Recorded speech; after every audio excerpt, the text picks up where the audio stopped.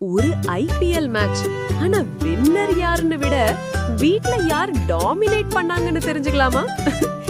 Evening time husband wife ரெண்டு பேரும் சோஃபால உட்காந்து ஐபிஎல் மேட்ச் பாக்குறாங்க.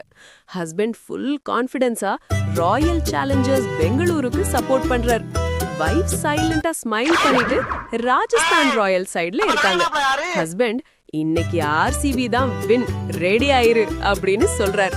வைஃப் காமா பாப்போம், ஓவர் கான்ஃபிடன்ஸ் ரொம்ப டேஞ்சர் அப்படின்னு சொல்றாங்க. மேட்ச் ஸ்டார்ட் ஆகுது. ஆர்சிபி டீசன்ட் ஸ்கோர் அடிக்குது. ஹஸ்பண்ட் செஸ்ட் அவுட்டா இது போதும் மேட்ச் ஓவர்னு சீன் போடுறார். ஆனா வைஃப் கிச்சன்ல போய் ஸ்நாக்ஸ் எடுத்துட்டு வந்து கிளைமேக்ஸ் வரல, வெயிட் பண்ணுங்கன்னு சொல்லிட்டு உட்கார்றாங்க.